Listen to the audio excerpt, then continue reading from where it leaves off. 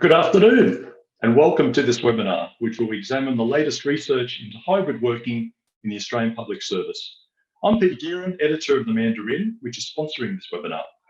Before I introduce our speakers today, I'd like to acknowledge the Ngunnawal people, who are the traditional custodians of the land on which we meet, as well as those on the ancient lands from which you are joining us. I'd also like to pay my respect to the elders, both past and present, and extend that respect to other Aboriginal and Torres Strait Islanders who are present here today. Now let me introduce the research team for this third report on working from home in the APS.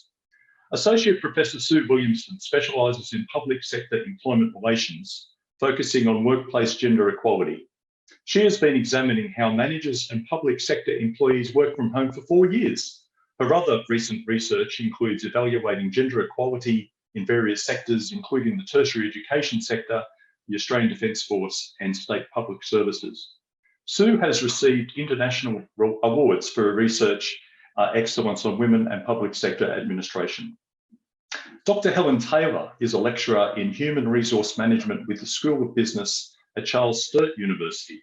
Her research has recently focused on working from home and hybrid working in the public sector, with a specific interest in workplace gender equality, including the experiences of diverse groups of women employees. Her work is focused on diversity, equity, and inclusion across a range of contexts. Dr. Jogulu is an experienced senior lecturer in the School of Business and Law at Edith, Cowan University. Is a nationally and internationally recognised scholar within the area of human resource management, having particular expertise in gender and entrepreneurial leadership, mainly investigating gender inequalities in the entrepreneurial ecosystem in Australia. Uma's publications focus on the importance of creating fair, equitable, socio-economic outcomes, particularly in the labour market. And Dr. Judy Lundy, who is MBA Director at Edith Cowan University, has a long career in the education, consulting and hospitality sectors and has taught in leading business schools in Australia, Canada, New Zealand and the Netherlands. For 20 plus years as a consultant, most recently with a Big Four firm, gave her opportunities to work across diverse sectors, including the public sector. Her main research interest is diversity and inclusion, and she was the lead researcher in the team that built the ECU D&I capability maturity model. Before we begin, I'd like to invite you all to ask any questions about the research or hybrid working in the APS as this webinar continues on. All you need to do is just click the Q&A button below and submit your question, and we'll try to get to as many as we can in the hour that you've given us today. So now I'd like to ask Sue Williamson to present the findings. Great, thanks Peter, and thank you to everyone for showing up today. It's really pleasing to see so many people here. That's fabulous. We'd also like to thank the participants of the study. So if there are any people that we spoke with last year who are here today, thanks for showing up. That's great. Okay, so I'm going to present and then I'm going to hand over to Helen, noting that Judy and Uma are also co-authors of the report, but we didn't want to overwhelm everyone with too many of us. So let me just kill you all PowerPoint by death. Okay, so that's what we're talking about today. We're looking at our new report, which is hybrid working from the new normal to business as usual. So as Peter mentioned, I've been looking at this since 2020 when we conducted surveys of the APS in both those years. And this time around, we wanted to specifically look at how managers and supervisors manage those who are working hybridly. We wanted to see how the new arrangements have become embedded in the public service and what working arrangements look like, how work was undertaken. So last year we spoke with a whole heap of people. We spoke with over 80 people in focus groups and small group interviews and had a really good spread of agencies. So we had 37 agencies. We also took a deeper dive into a particular agency and we looked at, we interviewed 5 SES officers who we thought were doing hybrid working really well. And you can see that case study in the publication. So on to findings. So one of the kind of foundational findings is that support for hybrid working and working from home has increased as we expected it would. Back in 2020, with our survey of 5,000 APS people, 37% of managers said they'd be more supportive of employees working from home in the future. This increased to 44% the following year, and now we're seeing widespread support for working from home. So that's interesting because the resistance has really decreased. And I've been looking at this for a long time, and pre-COVID, there was a lot of resistance to working from home, and now it's essentially vanished. And hybrid working and working from home really has become embedded. It's business as usual.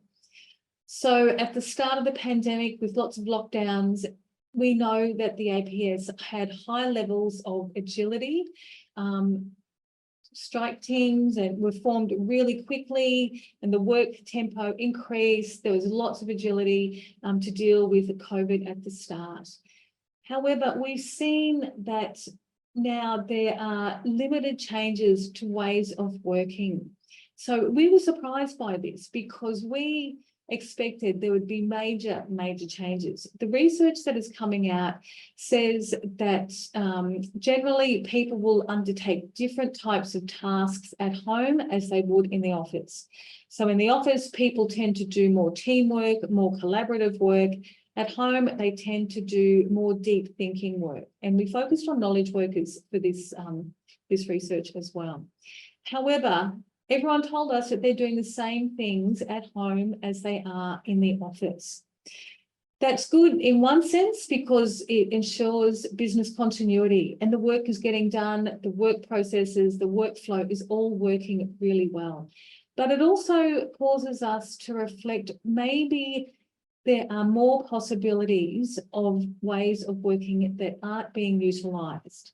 And so we would encourage agencies to experiment, to test and learn with what works, whether that be around changing the tasks that are done at home as opposed to the office, the ways of working, the ways performance is managed, and office configurations in terms of workspace as well.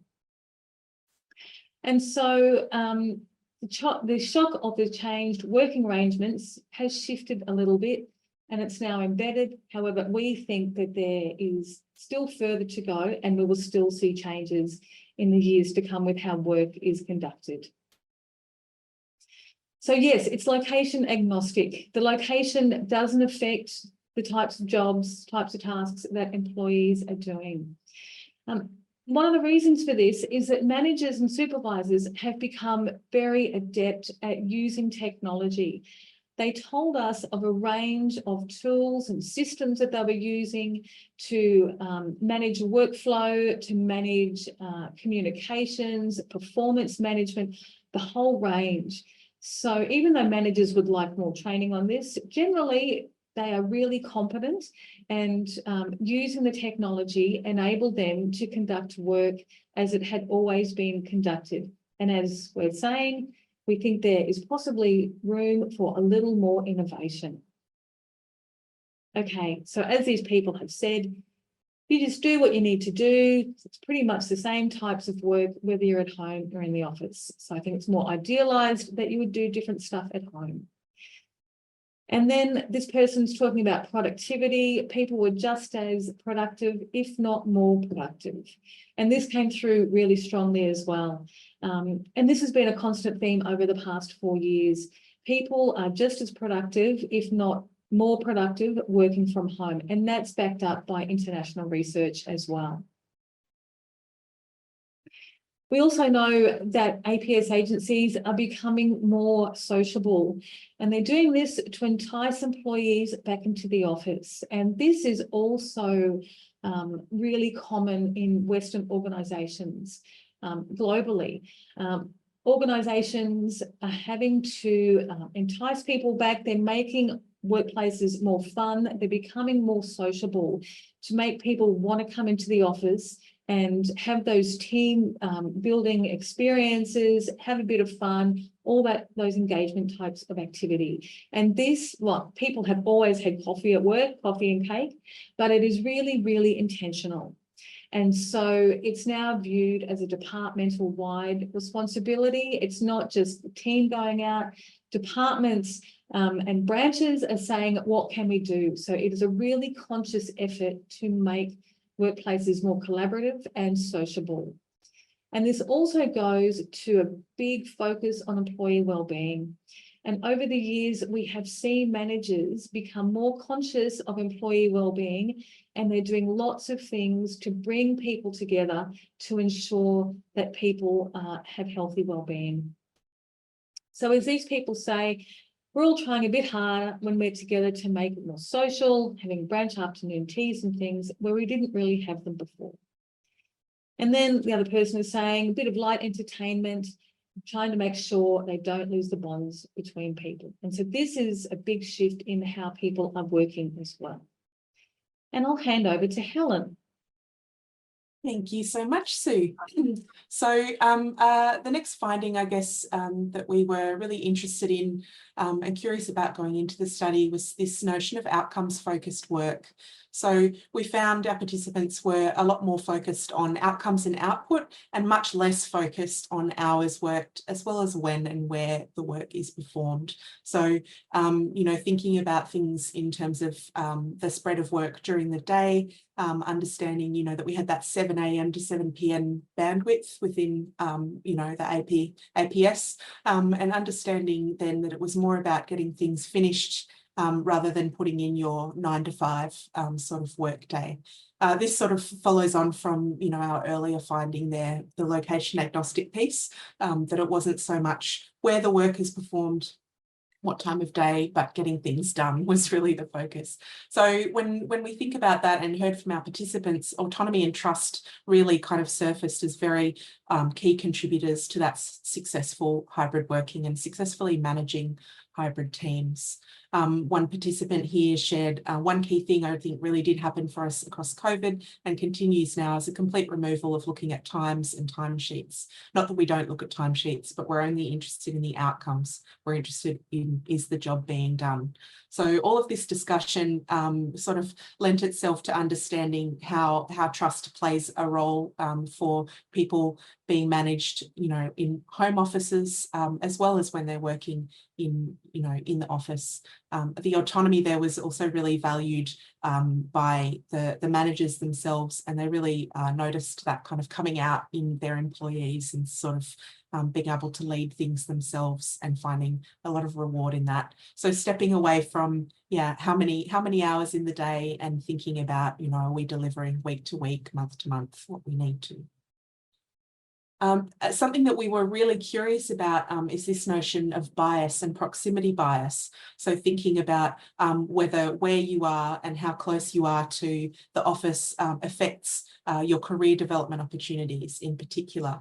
More managers are really reflecting on this a lot when they're managing a hybrid team and are quite conscious in taking steps to prevent this having a negative effect.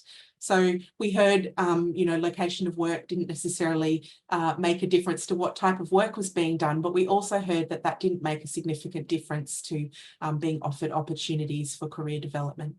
Some of our participants even emphasised that because of the shifting attitudes about hybrid work, there might have been in some cases increased opportunities. So not necessarily limited by location in terms of a chance to manage a team or to take on, you know, a statewide or Australia-wide project.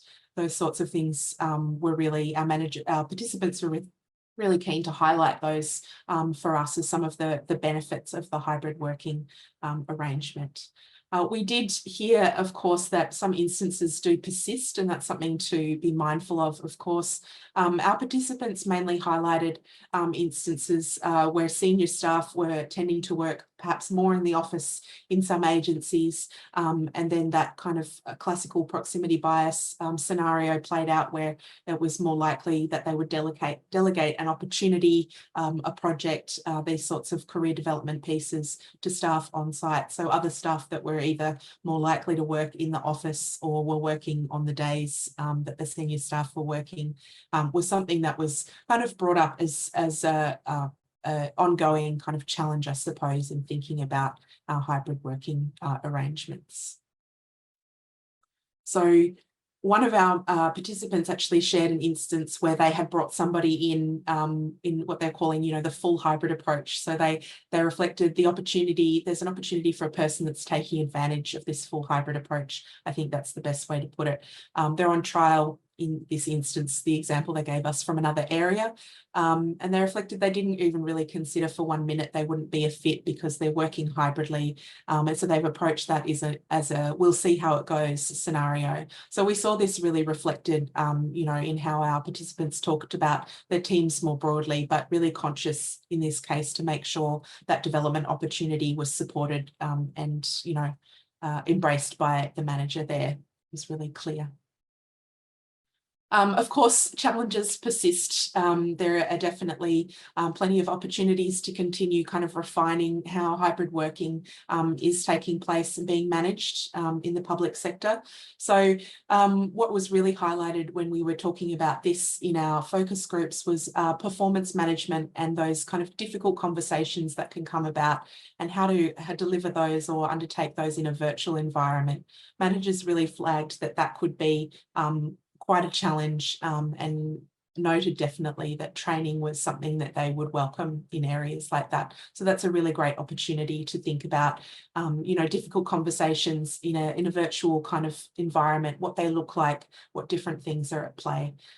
We did hear kind of in context of that and brought forward more discussion about this notion of intentional management practices. And we were interested to hear how those played out in the hybrid context as well. Our participants sort of described the ways that they're approaching their management roles in a conscious and reflective way. So they're thinking about, time in terms of how much time their teams have and where they're spending their time, their location of work, as well as the capabilities and those opportunities for growth. So that's sort of, taking a step back to reflect on, the week or how the team's progressing with the project.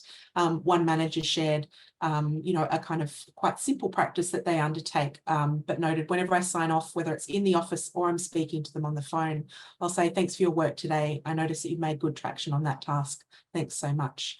The intentionality there was echoed by a good number of participants, kind of making sure to continue communicating that careful attention that was being paid to the work that was being done and how that could be a really helpful way of approaching some of those virtual conversations and performance management strategies.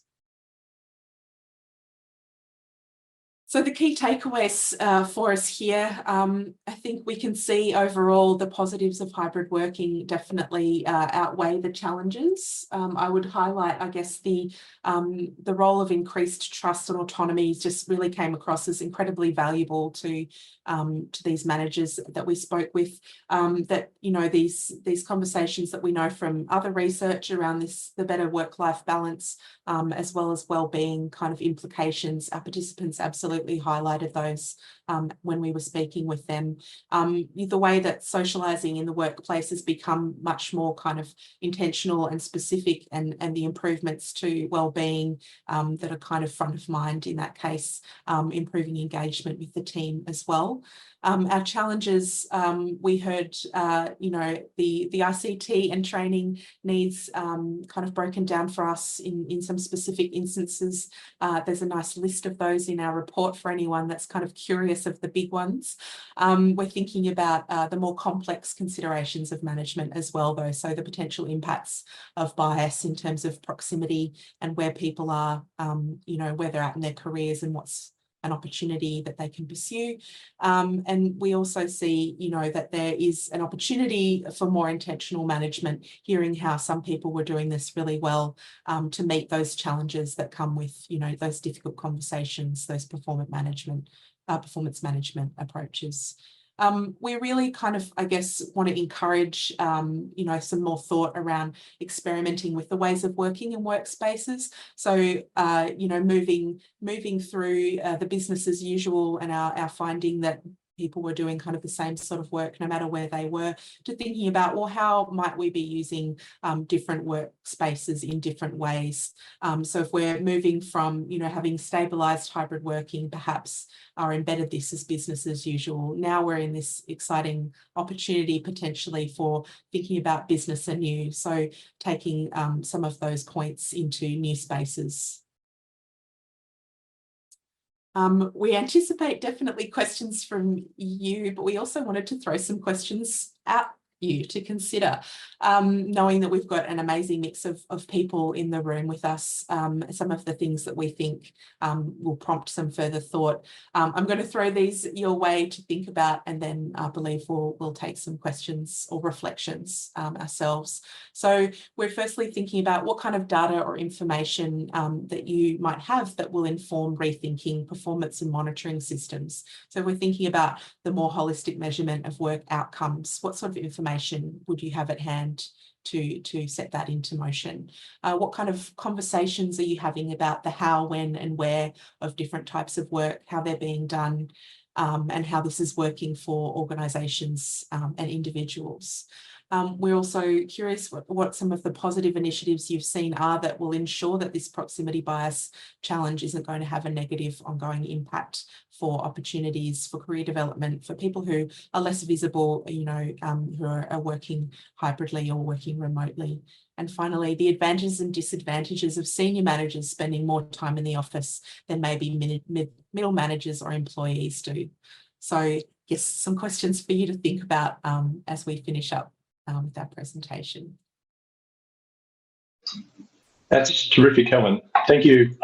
Before we get to your questions, I just wanted to have one to you, directed back at you, just talking about that point you just made, because you found that the majority said there hadn't been a marked change in how and where the tasks were completed since the onset of COVID. And I'm just wondering, what sort of feedback did you get from both managers and employees about the fact there hasn't been much impetus for change? I think it was mainly framed to us as a positive, as a benefit. People were kind of feeling like that continuity was reassuring, you know, business continuity, Sue highlighted as well, but that was something that didn't seem surprising to them in the same way it was surprising to us. For them, it seemed obvious because of everything that was already in place, systems-wise, the kind of, you know, targets they're hitting or KPIs to get to, those systems all being online really meant that it sort of seemed fairly a straightforward matter for them. You want to add anything? Peter, can I just add to that? I think Helen's exactly right. People felt comfortable that had been normalised, but we did get a sense that people realised that there could be opportunities to look at different ways of doing things, and that's certainly something that we want to explore further in some further research, where we're looking more at this notion of intentionality and other aspects in terms of really stopping and thinking, well, what type of questions can we craft and have with our teams about what type of work can we do in different places, recognising that individuals want agency too, and it's not just about the managers making these choices, but having really deliberate conversations with teams about what type of work is best done where, for both individual and organisational gain. So that's, I think we've alluded to that a few times, and that did come out, that people saw that there was potentially some room for that, which is fantastic, and it's exciting. And perhaps that leads in well to the question that Jenny Stewart has asked in the Q&A, which is that would you agree that normal change management just doesn't work when entrenched attitudes are involved? Yes, can I jump in on this one? Yes, this is really interesting because as part of this, we looked at the crisis literature, because we thought that with lockdowns, with working from home and hybrid working, that everything would change. We were expecting to see a really big change, and we didn't. And the crisis literature says that employees don't want change during a crisis. You know, they have enough going on. They don't want big changes, and so during a crisis is not the time to make changes. And so we're still seeing a hangover from that, where some changes have been made, and there have been definitely some changes, but overall, not so much in terms of ways of working. And that is the next phase. Now that life has settled down again, that agencies can start to think about, okay, what changes could we experiment and play around with? Mark Frost has asked, has your research noted any differences to existing staff working under these amended arrangements that have just come into play, and onboarding new staff and team development, etc.? Sorry, go ahead, Judy. I'm happy to jump in and have a crack at that. Thanks, Mark, for your question. As we said, there's largely things being unchanged, but certainly some of those points that you've raised came up as some of the challenges that people are facing. So, we know that obviously things like onboarding, we know that things like that, building a sense of team belonging and stuff are incredibly difficult to do when people aren't co-located.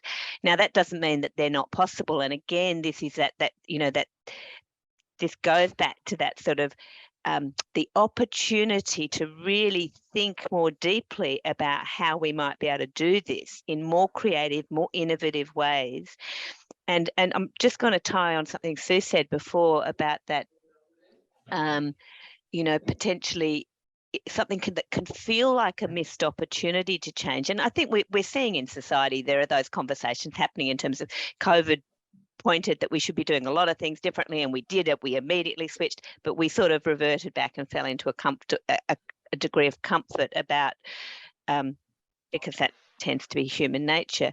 And I think what we're seeing from this research is that there is an appetite to really look at new and different ways of doing things, so that that focus on a more holistic view of what performance is and what outcomes are that take in both, again, as I said before, the organisational and individual needs. Thanks, Judy. I just wanted to add to Judy's comment there. This is a really good question, because in HR literature has also changed and kept with what has happened during the crisis, and all the recruitment and also onboarding in particular has become a lot more innovative across just not public sector, but also private sector. So again, during the crisis, there's a lot of learning, and hindsight is a great thing. And we can see those changes are taking place, but I think it will see those new ways of recruiting and onboarding and all of that will come up in next few years, because there's a lot of learning from what we've seen. And for example, like now onboarding staff or recruitment of staff, we've moved to online recruitment. We wanted people to drop a short statement about a video selfie about themselves. A lot of private sectors have already been doing that very successfully. And that's actually really paving the way forward on like how we're going to manage this process and the learnings that came out of this period. These are some fantastic questions here. There's one from Anne Junor, which is asking around the right to disconnect, and did managers survey staff attitudes towards issues such as that when it comes to the opportunity to work from home? No, we didn't really ask about the right to disconnect. We wanted to keep the project quite bounded, so it wasn't really a thing that came up. At the time that the research was being conducted, there was lots of conversations around mandatory amounts of time being spent in the office, and the APS had a mandate of 2 to 3 days in the office. And that went as a result of bargaining last year, which is a good thing. So there were conversations around that, and we have something coming out on that in the next couple of weeks, but we didn't really get into the right to disconnect. Yeah. I guess the question probably more, though, Sue, is did the managers that you surveyed talk to their employees about issues such as the right to disconnect? Was it an issue that they had brought up, when they were trying to work out the best arrangements for individual employees?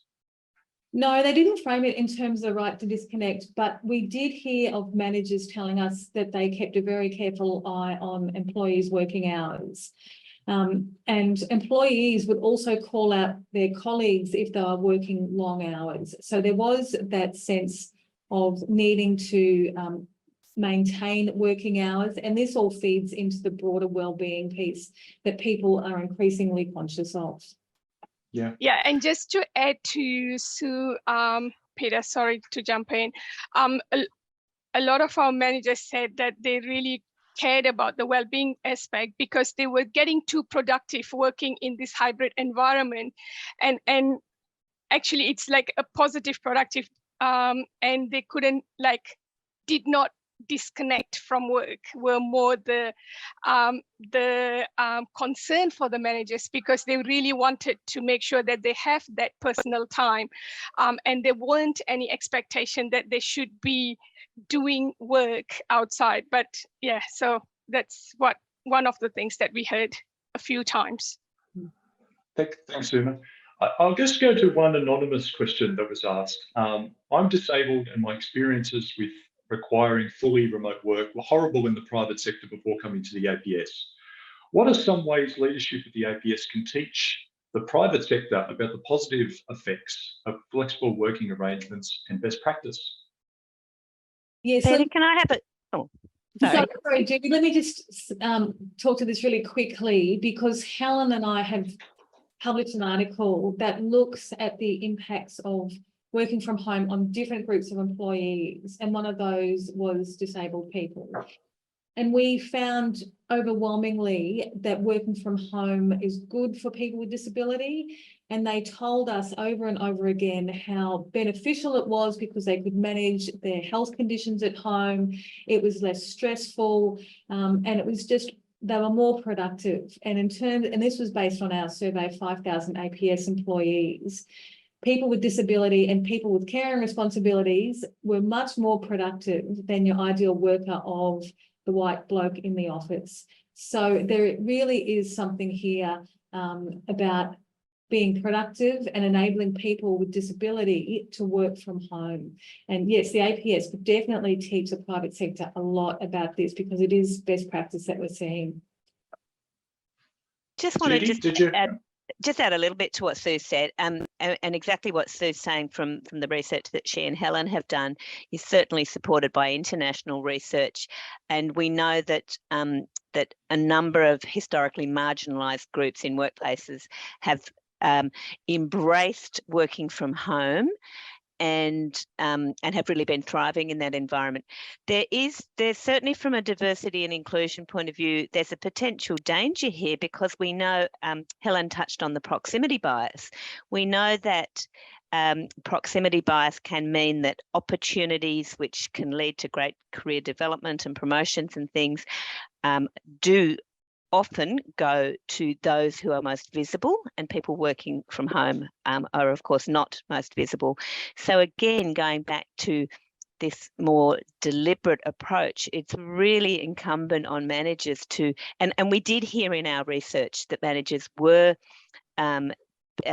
more aware now of proximity bias, but there's still more opportunity to include that in that whole thinking around what type of work is done where, that in a way that best meets the need of people of all different diversity identities, and that's very much an active part of the conversation.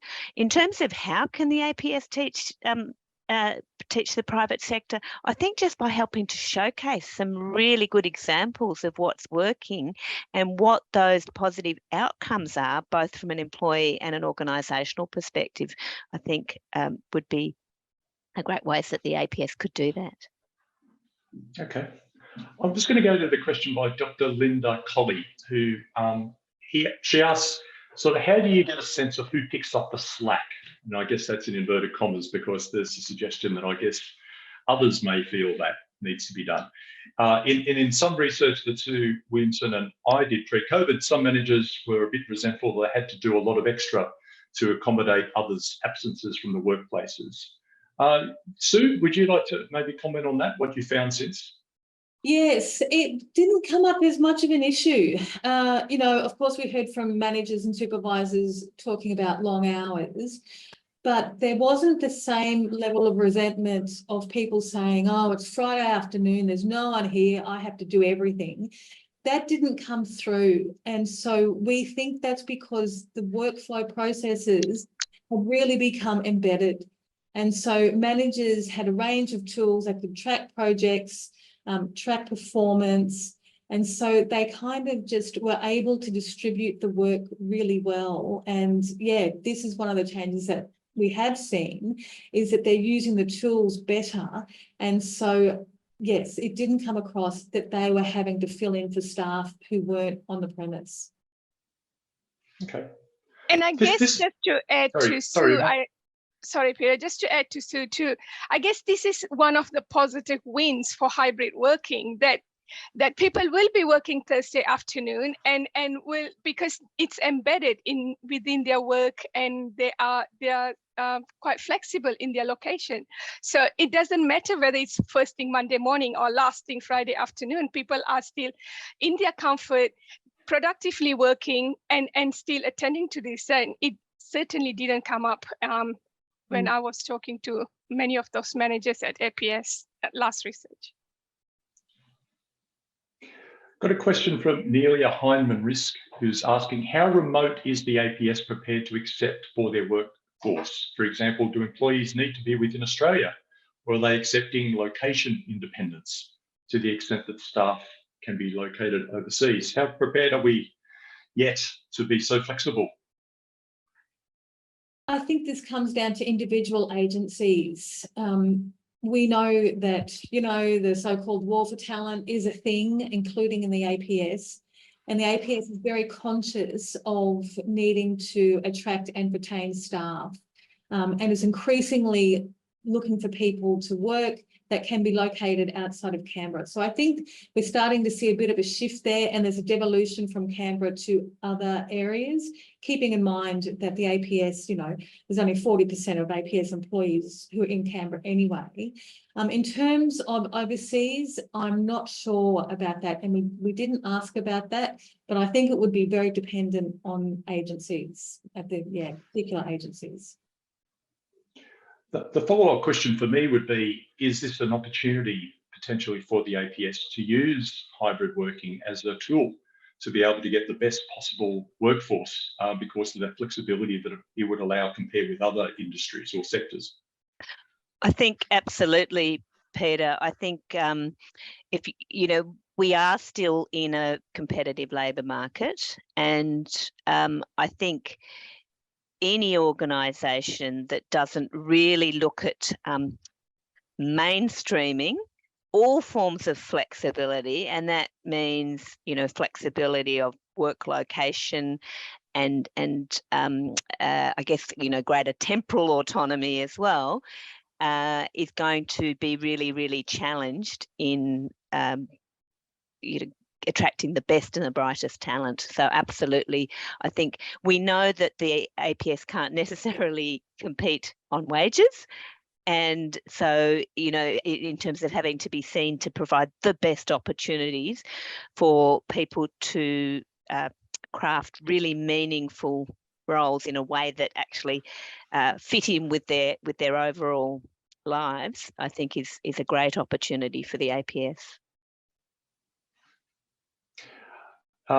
There's a great question from Natalie Ashdown, who actually goes straight to that concept of trust, which I think is probably underlying a lot of the things that we're talking about today. Is how do you elaborate on that concept when it comes to this? I wonder if trust was present before the hybrid was implemented, if it was, that would flow into the hybrid working. If trust was not there beforehand, then this would create ongoing difficulties with hybrid, hence the need for challenging conversations.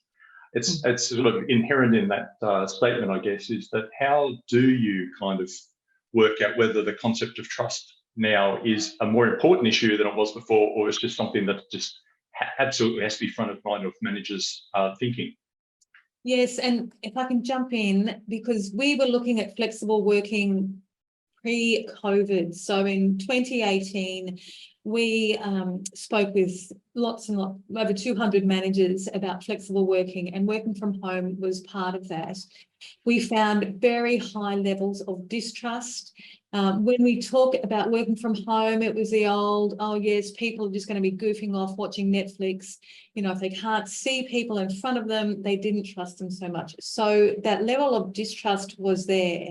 And subsequently, throughout the pandemic and the couple of surveys that we've done and the research we did last year, we have seen that trust increase hugely. So trust has, really taken off, we think, and it goes with autonomy, but I'll leave someone else to talk about trust. But yeah, it's changed.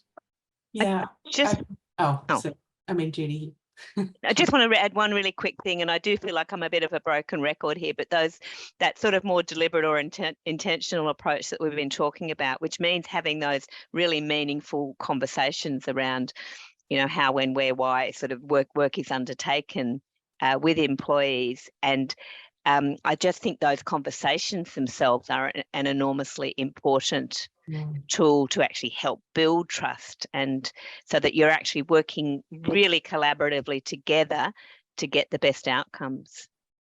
Yeah, and just a little bit more to add to that. I think what we heard when we were asking about trust, our participants sort of reflected on that initial crisis point of COVID and the necessary working from home, and then sort of tracked that through to how things have played out. So it was almost like they felt in many cases that had been an opportunity to demonstrate, you know, their productivity stayed the same or increased, and with that, you know, they'd sort of associated a level of trust that the outcomes were going to be achieved. I think some managers kind of shared the insights that if there was a challenge with an employee, trust-wise or otherwise, that was almost following that same logic of it's going to be a managerial challenge, whether they're in the office or whether they're at home. These sorts of things will show up, you know, for the challenges of performance management.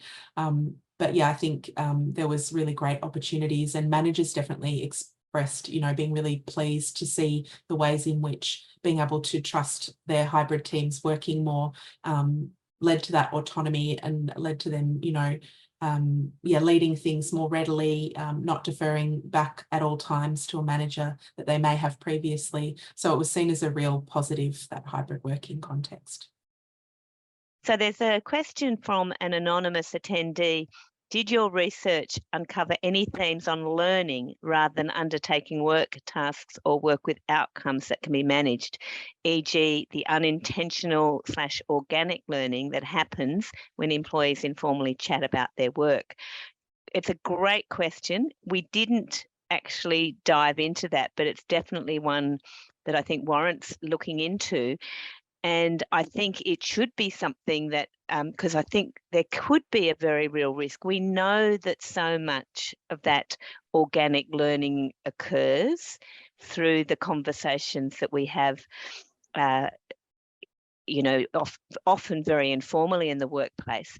So I would argue that again, when managers are thinking about how to optimise outcomes for their teams in this more deliberate way, that this is something that should be part of the conversation. Again, how can we make sure that we're still really capturing that learning? And that can be around, well, what are, you know, how do we make sure that when people are in the office together, that we make sure that there are really those opportunities, that it's not just around doing very structured tasks, that when people are coming into work, that we make sure that these are just opportunities for great sharing of what's been working and what hasn't worked, and that more sort of organic learning. It's a great question, and I'd love to hear what other panelists think about that. I'm just going to add to Judy. I think, thanks for that question as well. While we didn't specifically ask about learning that came out, there were a lot of learning, and in our report, like there's things that allude towards how those opportunities in hybrid environment created that shared learning between the teams.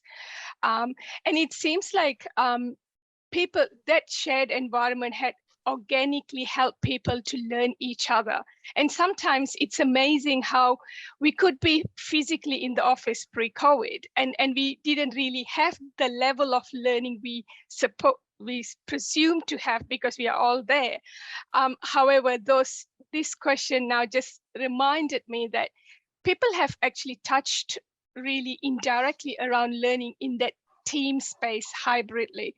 And I think next research, if we do a follow-up, this will be an area where we should really focus on because there is interest in like what the learning looks like and what can private sector learn from the learnings of the accumulated experiences of APS and the managers and the leadership. So thank you. I think it's a really good one for the future.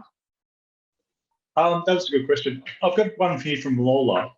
Did you notice any differences in responses from a multi-generational perspective in regards to working as employees in a hybrid work environment and also managing in a hybrid environment? Well, we didn't really ask about it. It wasn't the focus of our study. So, yeah, I don't know if we can answer that. Nothing that came across. The managers we spoke with didn't make any distinction about different ways of working or different experiences depending on generations. But yes, we didn't ask about it specifically. Okay. And Kane Dendunnan has asked a question about, is there an ideal solution for the amount of time one can work remotely versus in the office as hybrid? For example, 2 days in the office, 3 days at home, when this is possible for staff in the same location as their organisation. Can I jump in and have a first go at that one? I don't think there is an ideal solution for a whole lot of reasons. I think each organisational context is different and each individual is different.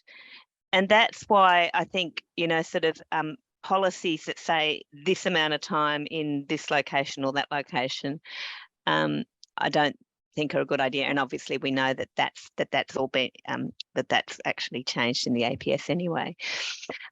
But I think it's about having, again, the conversations. This is an opportunity to make sure that managers and their teams are really, really talking about optimal ways of working.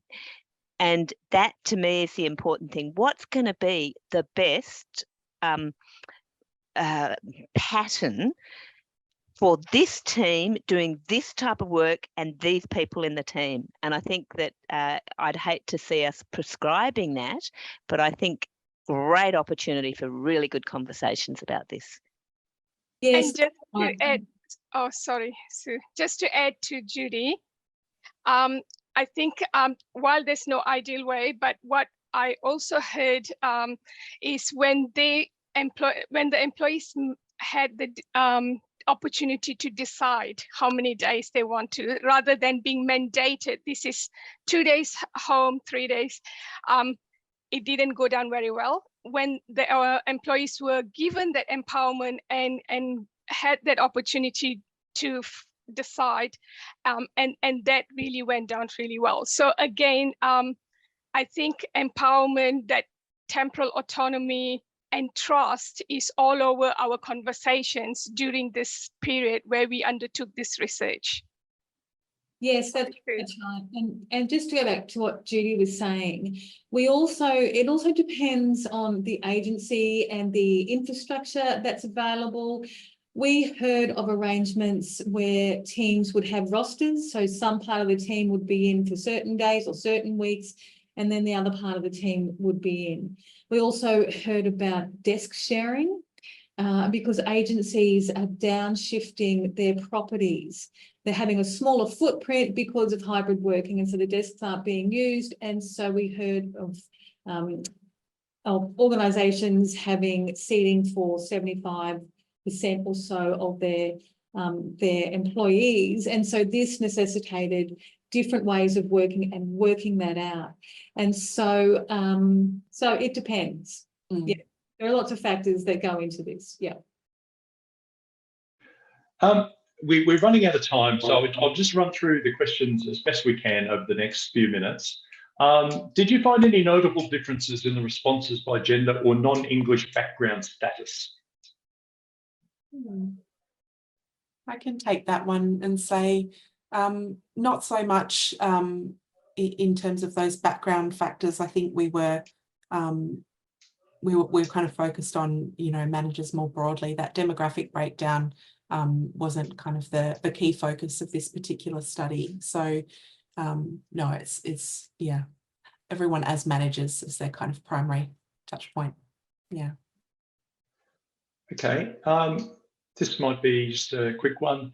If I'm a social person, enjoy social interaction, then I might have bias or preference for people to be in the office. Alternatively, if I'm a more introverted person and I don't need the social interaction, I might be totally happy for my team to work from home. So how do you work out what the right sort of balance is when it comes to unconscious bias regarding working from home, if that's the case? Again, a great opportunity for managers to uncover their own biases and think deeply about them. Again, you know, this is the big challenge that we're putting to people, is to really stop and think. So we only mentioned proximity bias, but of course we all have a whole lot of other biases, and we shouldn't be imposing our own biases on other people. We need to own those biases, recognise them, and think about, you know, what's best collectively for the team, for the agency, for the stakeholders, and have those conversations in recognition of our biases, but not letting those impact our decisions, which I know is really, really hard because we are human and our biases impact our decisions. We did hear a little bit from some managers reflecting on perhaps members of their team that they were conscious might be tending to be more introverted and prefer to be at home, or recognising that some members of their team were extroverts, and, you know, the well-being kind of concern there in terms of how are they doing being at home without, you know, that kind of face-to-face interaction. So we saw instances from our participants that this was kind of on the radar. But yes, I think, like Judy's saying, those conversations within the team are kind of the way forward with that. So one good question here about, curious about the new to APS or entry-level participants starting their career within the APS in a remote working environment. There's a question, is basically, is there anything specific raised by managers about that cohort of people who have never experienced anything other than working from home or pandemic conditions when it comes to working at the APS? Yes, some of them did. About 10% of our participants were in teams that were fully remote. And so this was just really just, you know, business as usual, de rigueur. They had done it for years and years. So when the pandemic hit, they were well used to working remotely.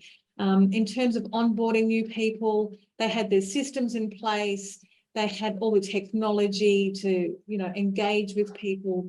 They were very mindful of checking in with people, making sure they had development opportunities, all those sorts of things. So as we've been talking about, it really does go to mindful and intentional management. And managers of remote teams demonstrated that very strongly. I'm not sure if you can answer this very easily in the short time we have left, but what key skills and capabilities would you recommend learning and development teams prioritise to educate and support development of managers and individuals to best set them up for success to adopt hybrid working?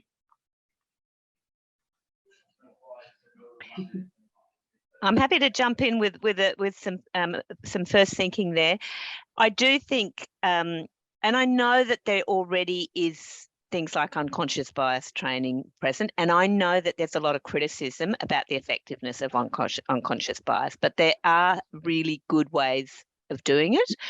And so I think, you know, looking more at that, because if managers are going to have these really open, transparent conversations with their teams about best ways of working, that has to be done in a way that's very informed by managers being incredibly self-aware of the sort of biased positions that they're operating from. So that would certainly be one of them on the more soft skills. I hate that term, soft skills, but for want of a better term, that would be one suggestion there. We did also get a sense from some of the managers that they were a bit challenged in terms of how to manage things like performance conversations when they were managing people working hybridly, and they sort of were saying, well, we'd like a bit of more support in that regard. So that could be something that learning and development could be looking at supporting. And even sometimes there was a bit of a divide between how comfortable people felt with working with the broad range of technology available to help them manage hybrid teams. And so again, you know, I guess looking at within the agency and seeing if that was an issue and seeing whether some capability building was needed in that regard. They're the initial things that I think of from a learning and development point of view. Yeah, and the report has a whole range of tips for agencies. So have a look at our report, which is available on the Public Service Research Group website. Click on reports and you'll find it at the top. And hopefully it will be really helpful to people. Just before we finish, I'm just wondering if I might be able to throw to the researchers and see if there's any final thoughts you have in terms of something that we may not have covered or something that is top of mind having had this conversation today. Sue? I think this area is changing quite quickly. I've seen a lot of changes over the past, say, 5 years since pre-COVID, and these changes are still occurring. And this is an area that is deserving of further research. So a call out there, if people want to partner with us to look at how this develops, we're available. Not that I need more work, but you know what I mean. And Helen? Can I just say, oh, sorry. Oh, sorry, Judy, you can go next. I just want to just give a hopeful comment, because I just love the questions that people have put out. It shows a real appetite and a real curiosity about this. And I think curiosity is going to be one of the capabilities that we all are going to need. At the moment we look at this from a position of certainty, we're in trouble, because we have to be open to possibilities. And I'm really getting very optimistic that the people who are participating in this webinar are open to possibilities by the fabulous, curious questions that they've been asking. I'd probably echo that as well. And I guess thinking about, you know, we were speaking predominantly with sort of middle managers and supervisors, and some of the strategies that those participants shared. You know, we had participants taking note of other participants' ideas in the focus group, which was great to see. But that I think gives a lot of hope for, you know, as things progress and these managers move into more senior positions, you know, that change will continue, and that's that opportunity for, you know, business anew, as we highlight in the report, that next step. And Uma? Yes, and I echo all my team members' thoughts, as well as this fantastic Q&A from all the attendees. And I think there's a lot more work to be done. This is really the start of many more things to discover. I'm really taking notes of all these things, like how does the multi-generational split look like? That's fabulous. I want to see the gender split in the spirit of more inclusive work practices. How does it work out for men as opposed to women, people with disability? How can we make this hybrid environment more viable for their career progression, as well as really bringing everyone into the fold? And this is what we would like to achieve. And like Sue says, we encourage and invite more work together, and we want to work with you, and we look forward to more research that actually gives benefit back to the APS, and what private sector really could learn from APS. You know, we should be leading the way in Australia. Thank you. Thank you very much for your time today, and thank you very much for your research. You've done a fantastic job, and you've generated a lot of interest and questions, which are going to continue. So thank you very much, and have a great afternoon. Great, and thank you, Peter, and thanks to the team here at UNSW Canberra for supporting and facilitating this as well. So thank you, everyone. Thanks, you. everyone. Thanks.